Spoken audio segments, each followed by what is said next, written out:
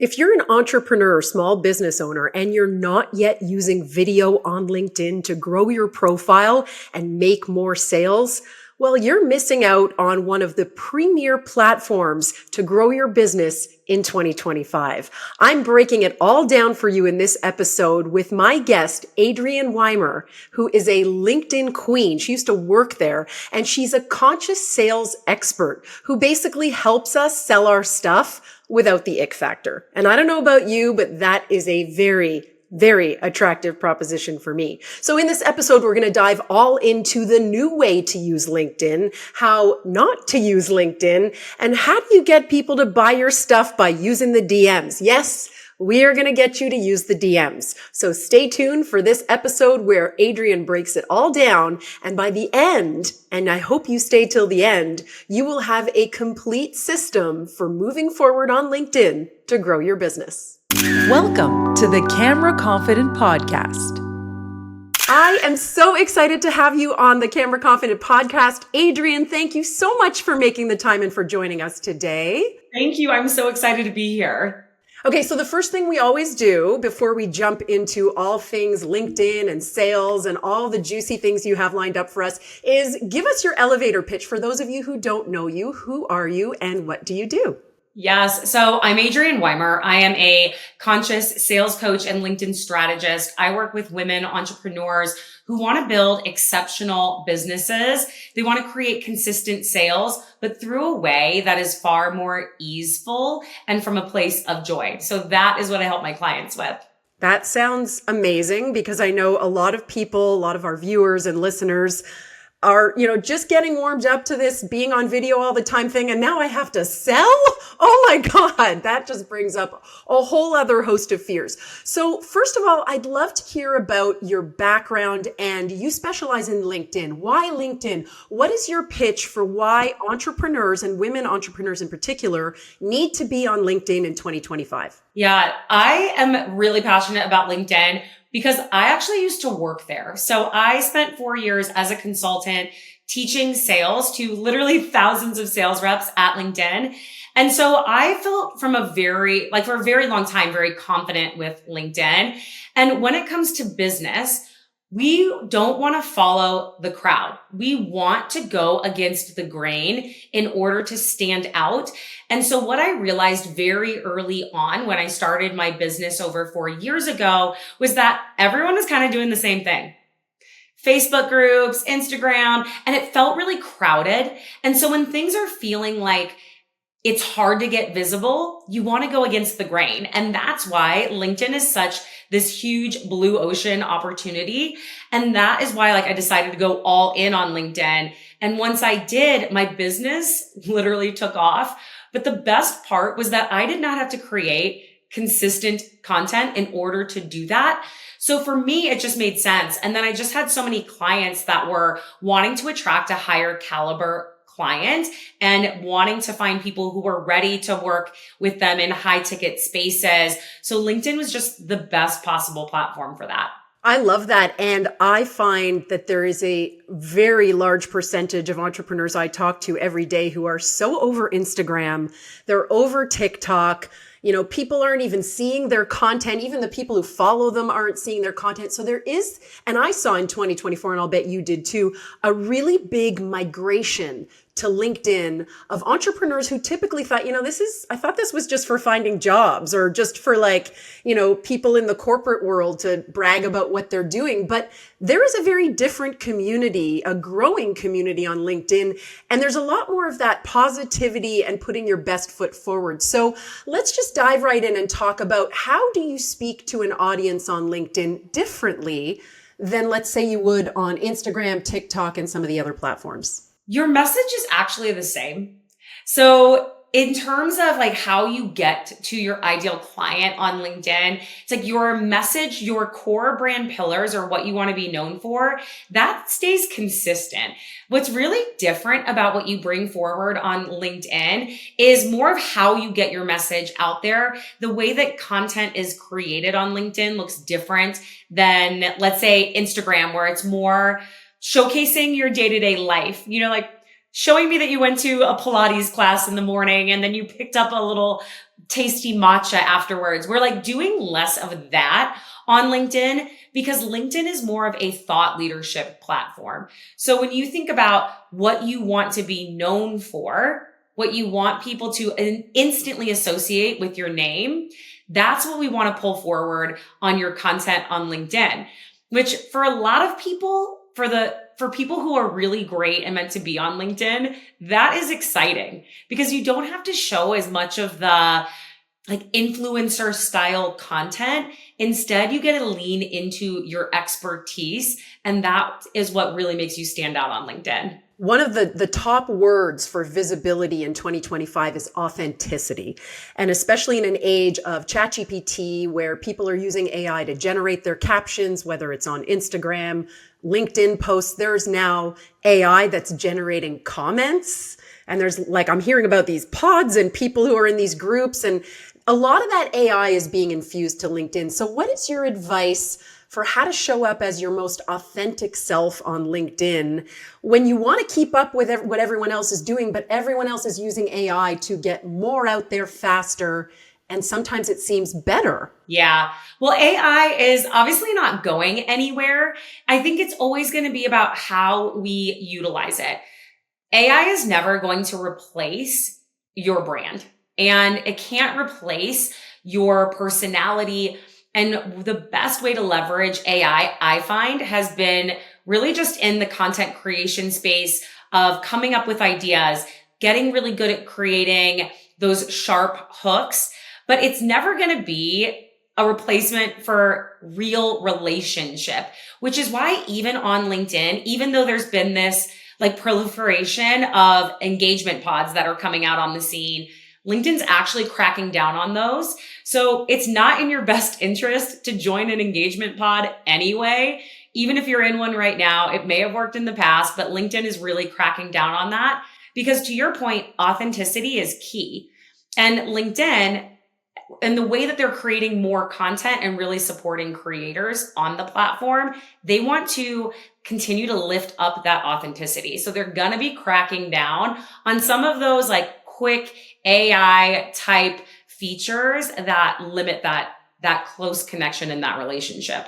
So when we talk about engagement pods, just for people who don't know what that is, it's a bunch of people who get together, from my understanding, and say, okay, I'll comment on your post, you comment on mine. Can you just tell us a bit about what those are and why we should avoid them? Yeah, engagement pods are simply groups of people that get together and we're like, let's support each other's content.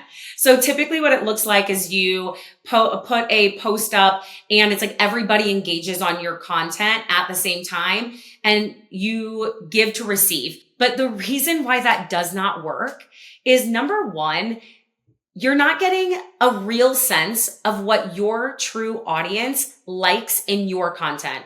There's this false sense of feels good to see the comments roll in, to see the likes, but you know it's not actually real. So while it looks good, it's not actually giving you the data and the direction that you need in your business. So for all intents and purposes, I would avoid it. It doesn't give you any real traction that is meaningful with your ideal client on LinkedIn.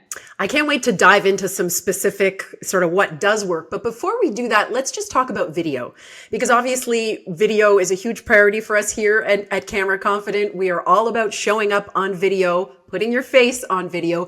And in 2024, LinkedIn really made a push for video. So can you tell us about what are some of the best ways to use video on LinkedIn and what's going on behind the scenes at LinkedIn that is elevating video so much now? Yeah, video is having a huge moment right now on LinkedIn.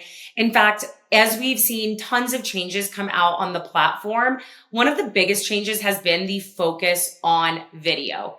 Now, if you are on the LinkedIn platform, and maybe it's been a while since you've been on LinkedIn, which if it has been a while, you're going to be blown away by how different it feels. It's not your like boring old resume platform anymore, but there is actually a designated video feed on LinkedIn because LinkedIn is pushing out video so much. And the type of video that's performing really well on the platform are really simple talking head videos. So what I love about this is you don't need to be it's not like Instagram where you have to create these beautiful reels with these fancy transitions and find trending music and trending audio. It's really taking video down to its simplest form and talking head videos where you are giving 1 minute of a really tangible tip or takeaway. That is what is really landing right now. When you're on LinkedIn, I want people to remember like the power of one, meaning one core like profile. You're solving one core problem. You're speaking to one target person. And when you're creating video for that person, it's gonna really set you up. And so the way the feed looks right now is it almost has this TikTok feel to it. Mm-hmm. We're like, okay, it's feeling like it's giving a little TikTok right now. Like I'm so here for that. I love it. And people can scroll through your video content a lot faster. And it's just a great way to create that connection. Because at the end of the day, there's something about speed of trust. And right now we're kind of living in this antitrust space. We're like, I don't know if I trust what you're saying. Why should I believe you? I want to connect with you as a person. And so because you are like the queen of video, it just creates this like closeness. I'm like, oh, I know you. I've seen your videos. I feel like I have a sense for your personality, how you teach, what it's going to be like to have you as a mentor. And we want to create more of those touch points. So video is something that everybody should be embracing moving into their LinkedIn strategy for next year. And of course, it's not just about showing up and giving tips, because anybody can plug into ChatGPT these days. How do I get more confident on camera? Or how do I use LinkedIn to, make sales? But they can't do it like you can, or like I can, and we have to bring that to our content. So for people watching and listening, it's not just about showing up and giving the tips. It's about doing so in a way that's uniquely you, that creates that sense of connection. So that leads me to your conscious selling, Adrienne. And this is so juicy. And I love getting your emails and just diving into everything you talk about when it comes to doing sales without the ick.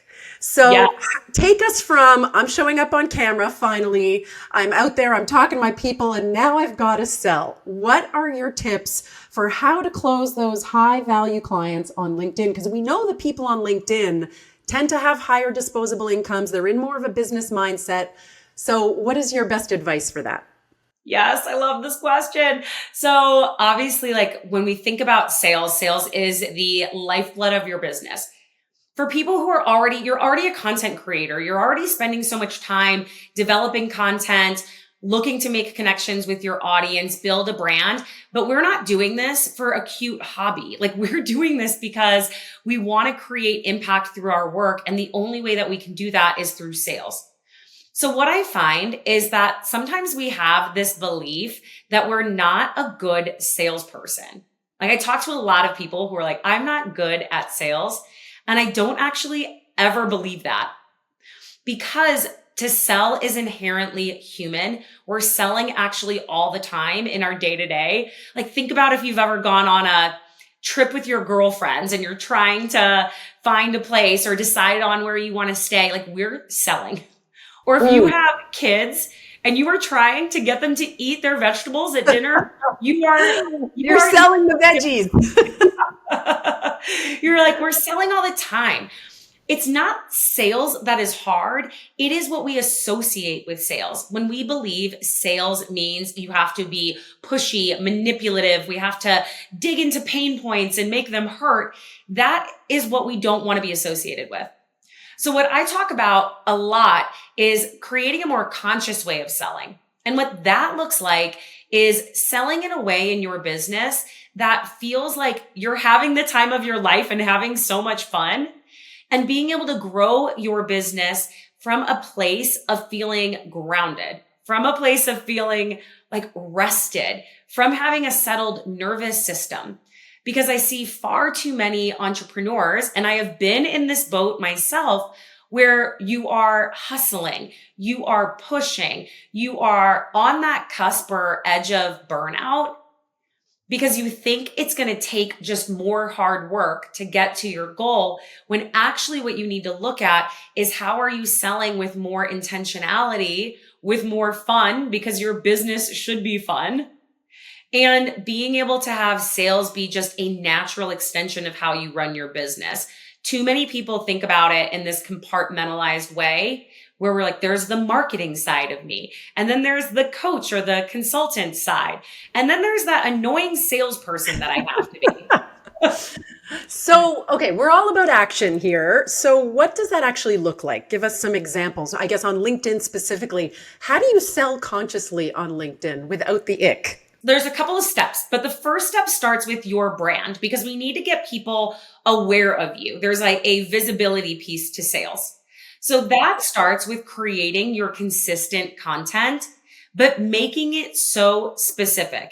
If you're a conscious seller, you are not creating vague content that could be for anybody because that's not intentional. Conscious sellers lead with intentionality. So we want to start with your content. Then the greatest amount of sales on LinkedIn are going to happen in the place where I know people get nervous, but in the DMs. So what we're seeing work more on LinkedIn is less like direct selling in your content. You want to keep your content really more authority based. You can be selling in your content sometimes, but not all the time, because that just ends up turning your audience off, and LinkedIn actually will reduce the reach of your post if all your posts are very promotional. You mean with links or just even in the language? Even just in the language. So when there are posts that are like, DM me X word to get Y, LinkedIn's going to start to crack down on that because it feels promotional. It feels a little like clickbaity.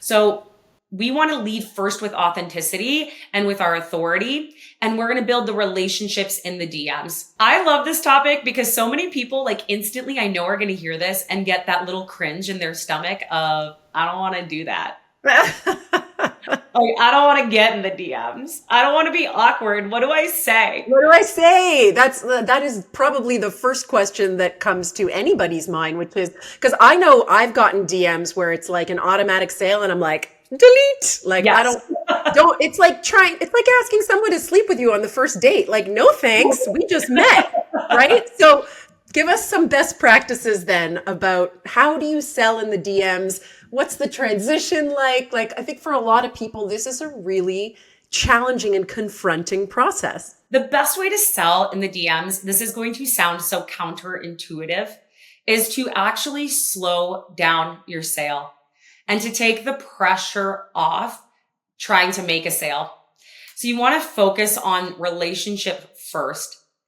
I guarantee if you just focused on generating 20 new conversations a day, you would never have a sales shortage. There would never be a sales problem because you always have such a continuous pipeline of people that you're nurturing and building a relationship. Because where people go wrong is in exactly what you just said of they're just pitching way too fast. It's like, hi, I've got this thing. Do you want to buy it? And you're like, no, I don't even know who you are. Like, who are you? How did you find me?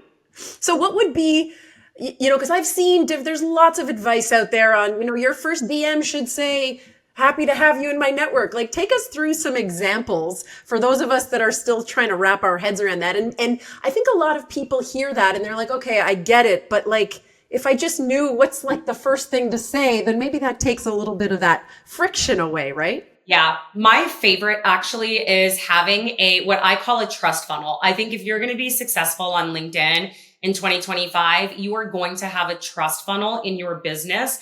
And if you're like, what is a trust funnel? Trust funnel? That is simply something that is working backwards from your offer. What people get wrong is they think, I know I need a lead magnet. Everybody on the internet is telling me I need a lead magnet. So I'm going to go create something. But that is actually creating backwards. Like, you want to start with your offer first. So what are you selling right now? Are you selling one-to-one coaching? Are you selling consulting? Are you selling fractional work? Like, what are you selling right now? We want to work backwards from the offer to then decide what is a really high converting lead magnet that naturally segues into your offer. Because we want sales to be seamless. When there's too many connection points that people have to jump through, we get confused and so we don't buy. So when we make that connection seamless, now when you're in the DMs, you have something of value that you're leading with. So you can have a really simple, like let's say you're a career coach and you're on LinkedIn, just as an example. You might have a really good lead magnet about how to land more interviews. Or you might have a lead magnet that's more about how to get clarity on what you really want to be doing in your career. So when you're in the DMs, you can say like, hey, it's great to connect with you. That's normal. That's like a normal intro. But you want to lead with more permission-based sales. Like I lead way more with I'm never going to assume anything about someone because I don't know. So I don't know. So I'm going to ask like, hey, it's great to connect with you. And it might be like, not sure where you're at.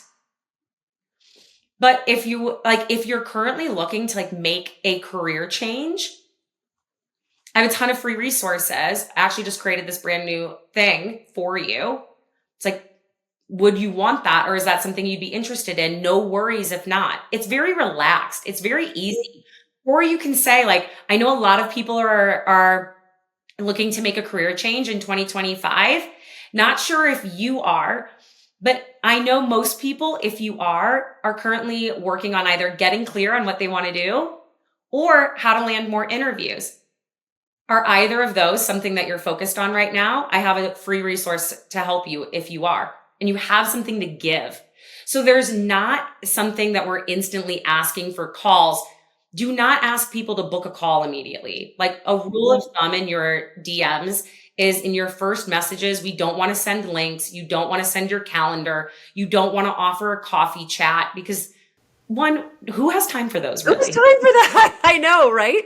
I just got one of those the other day and it was someone that I had connected with and I actually decided, okay, I'm not going to connect with that person because whoa, no, I don't want to have a coffee date. My calendar is so full. And to your point, Adrienne, like I think we're recording this conversation in December, right before the holidays. And burnout is a huge topic that a lot of entrepreneurs are talking about, particularly at the end of the year when you're like, oh, is it the holidays yet?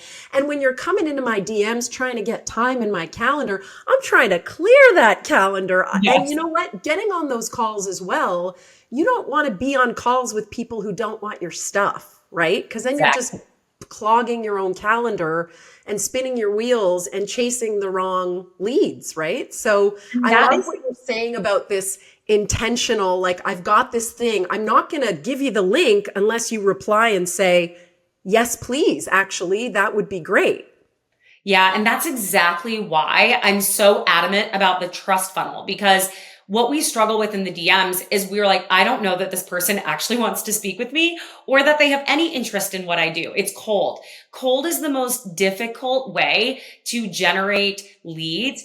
And so you want to exhaust your warm audience first, which is why when you have a lead magnet and that lead magnet is asking for their LinkedIn handle, now you can go build connections with people who are already putting their hand up that they're interested in what you do. And that connection is the easiest message to send, to say like, hey, I saw you just grabbed my career clarity guide. Awesome. Wanted to check in to see like, how did it go for you? How are you feeling? Did you get clarity? What's going to be your next step? Like there's so many natural openers that lead with interest and curiosity versus leading with, I'm here to pitch you this thing. And it's that type of touch point where we know people need more touch points than ever in sales. So if they are getting this touch point of your super juicy, valuable lead magnet, and then they see you pop into their DMs and they take notice, they're like, I saw that you grabbed this thing.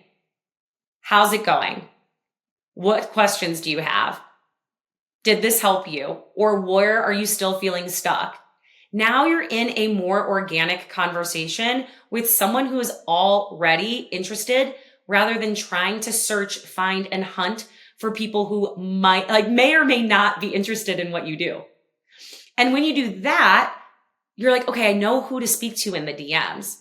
Like we've had 600 people sign up for a lead magnet earlier this month. And let's say not everybody's going to give you their social media handle, but let's say like 25% of them do. There's literally hundreds of people for me to connect with this month without even having to do any cold outreach. And that's what we want to look at, or where are those opportunities for warmer connections? Absolutely. So another thing that a lot of people are doing these days on LinkedIn is lives and newsletters. So I wanted to get your take on how entrepreneurs can best use those two tools on LinkedIn, because a lot of people are worried about going live. But I found personally, I started an experiment where I went live every single week for several weeks and my LinkedIn following exploded. Then I kind of stopped because I had other things going on. And you know what? I keep telling myself, I got to get back on the wagon and do that because, you know, when I stopped doing that, things slowed down. So I'd love to hear your thoughts on the live on LinkedIn, and then maybe we can talk about newsletters after that. Yeah, I'm a huge fan of LinkedIn Live. And especially because it's a feature that gives you so much access to people, but people need longer form content.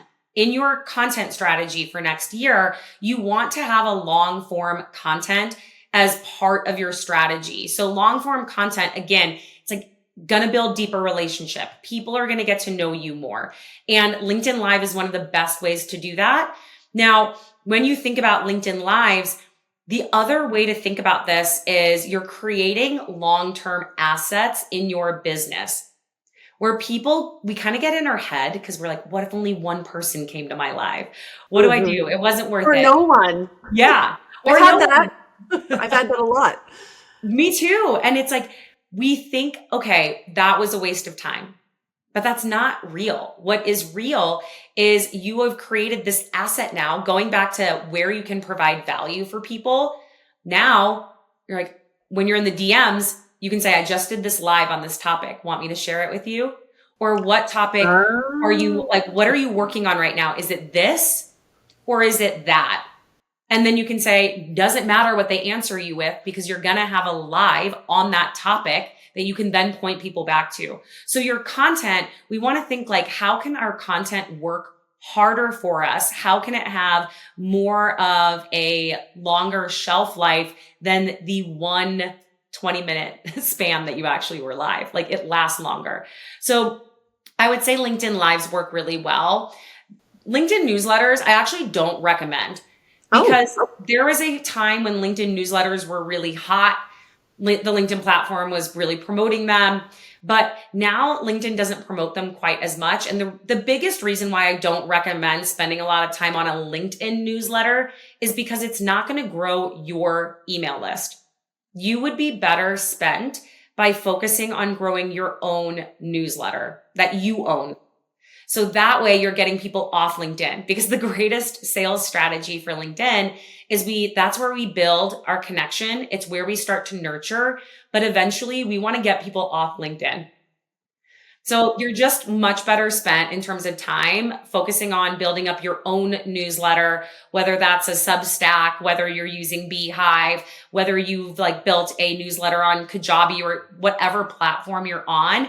That is a better use of time because you're just going to grow your own email list where you can then continue to nurture even more. Going back to the lives, and there's also LinkedIn audio. One question I get a lot is, there's a lot of people who will do the same one every week, week after week. So people ask, do I just keep doing the same webinar or audio event, or do I have to change it every time?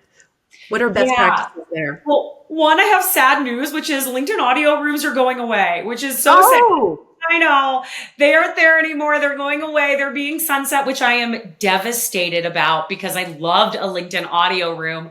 LinkedIn always takes away my favorite feature. Right? I know. They're always, all the platforms do this, right? I know. I'm like, first it was LinkedIn stories, which I loved.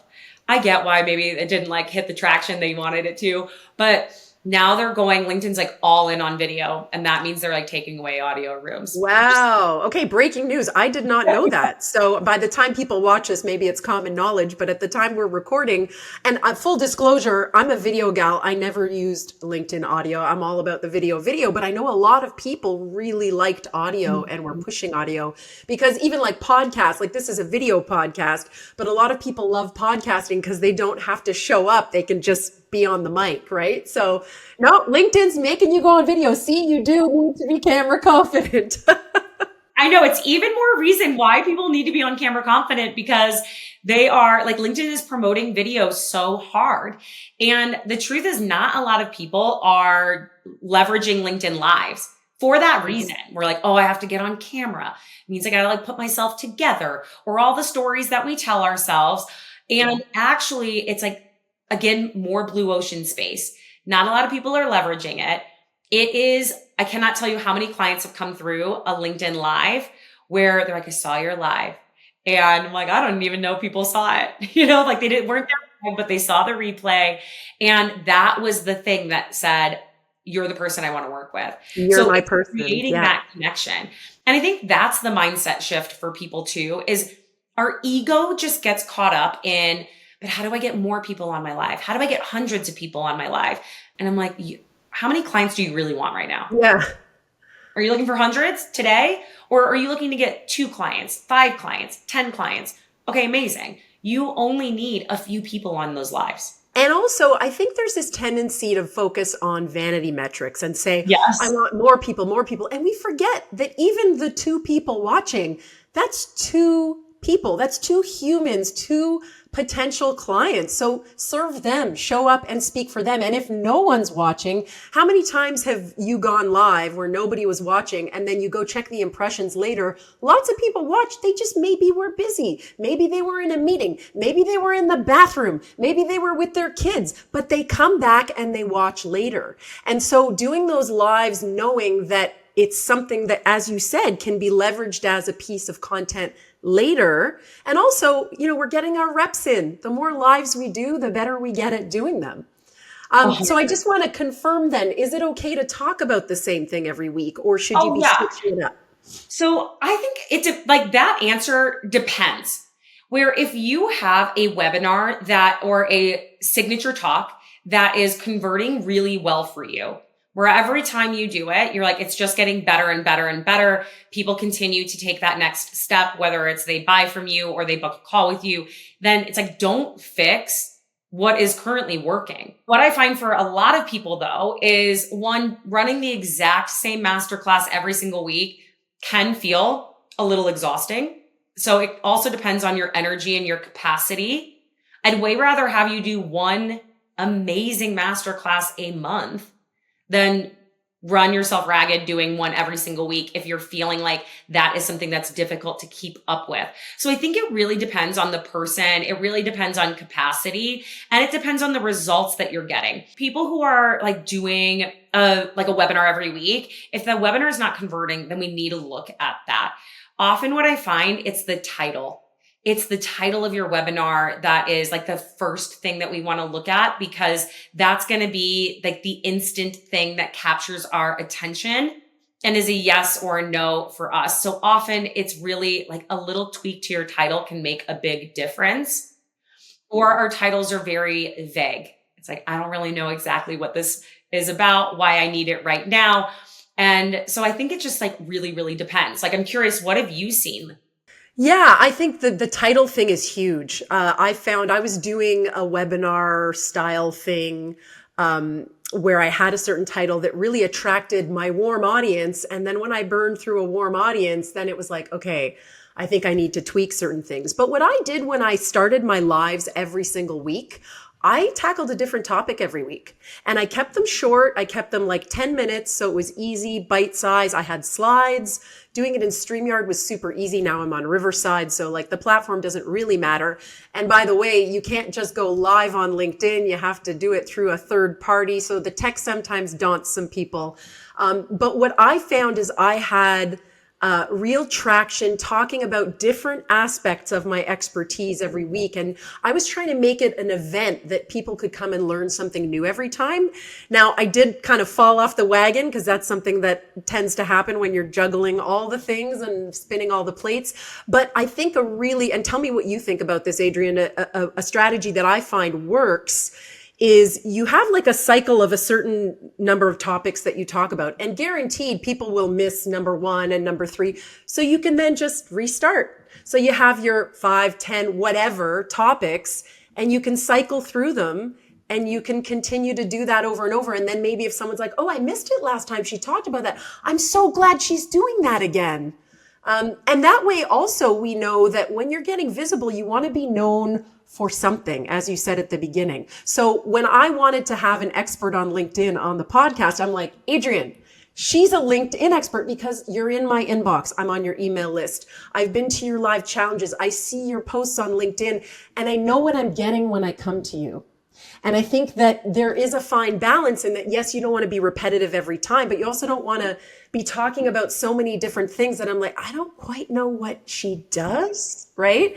So I think it's different for everyone, but I like a little variety and then I like a little predictability so that you know that eventually they are going to tackle that topic, or they're always tackling aspects of the same core topic, which is something that you really, as a prospective client, want to hear more about and learn more about. I am so with you on that. Like, I think it's like you have your core message and then it's what are all the different angles you can take on that core message.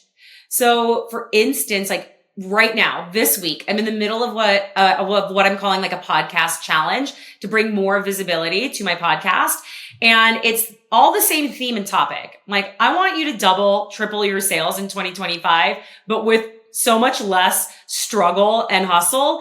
And every day I'm dropping a different episode. And one day might be more mindset.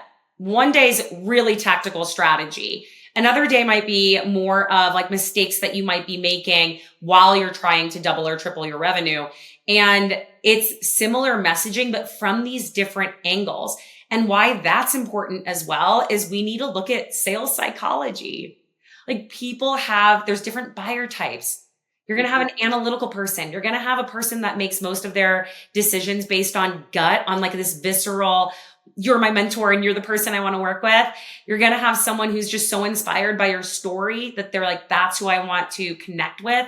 And when we are only creating our content in one lens, one angle, we're missing out on all these other people. So Absolutely. I love the different angles. Yeah. And what I love about what you just said, and by the way, we'll put a link to your podcast in the show notes, is that also creates a funnel, right? Because you are creating demand and desire for what you do. Well, Adrienne teaches sales, but wait, look at all these aspects of sales. I didn't even know there was a mindset aspect to sales. You're basically showing all these different aspects to what you do. You are selling, but you're not selling because you're also educating. So I think, when we think about the really crowded marketplace that we operate in as entrepreneurs, and a lot of people watching and listening are coaches and consultants and people selling services, and they're out there to try to help people. And the way they do that is multifaceted. So no, you can't just go ask ChatGPT. You can't just go binge watch YouTube and figure it out. I mean, you could if you wanted, but the other really big selling piece is that support that a lot of coaches offer, which is, yes, I'll give you all the information, but now you got to go do the thing. I think we've all got enough information. We're drowning in information, but what we don't have enough of is implementation. And I think that's where a lot of entrepreneurs get stuck is they take all the courses, they've got all the info, but they're really looking for those people who will kind of take them by the hand or give them like, okay, now how do I take this and put it into practice? And if you're saying the same thing over and over and over in the same webinar, then you're not really giving people those opportunities to connect authentically with you, which is why podcasting is such a great platform for that. So I love what you're doing in the sense that that's creating an evergreen funnel in itself. That's brilliant. I'll bet that's probably not an accident, not a coincidence. Yeah. Nothing is by accident. Yeah. It's really strategic. Like, it's actually a fun thing that I am playing with more and more in my business, which is instead of how can I do more, I'm in this season of how do I do less, but make it 10x better. So what I mean by that is even in this podcast challenge that I'm doing as an example, which for your audience, rather than a podcast challenge, you might do a LinkedIn Live challenge. And for 5 days, for 3 to 5 days, you're going to go live every day. You're letting your audience know that this is coming. It's going to have a theme. But then if you're really in this season of visibility, you might say, if you share this live, if you tag me and say that you listened to this, you're going to win this thing, or you're going to be entered to win a prize. then people are in the fun of it with you. It's way more exciting.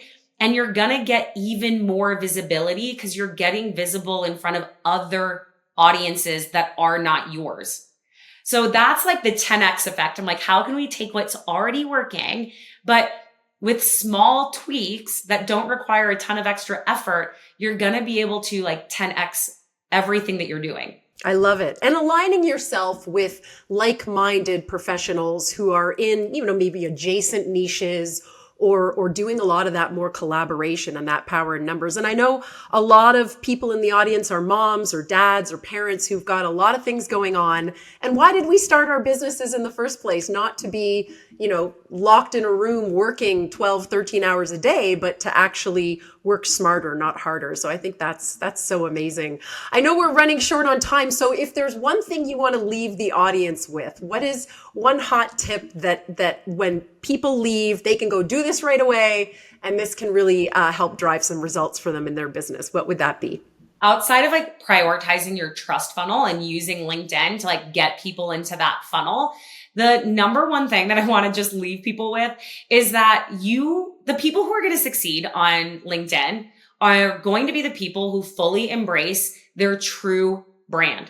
They're not going to be on LinkedIn trying to be a more polished, professional version of themselves. They're going to be on LinkedIn being their truest self, sharing your stories, sharing the highlights, sharing the losses, being perfectly imperfect. Because when we get so in our head about, I need to look a certain way to be on LinkedIn, that's when you stifle your creativity and your magic.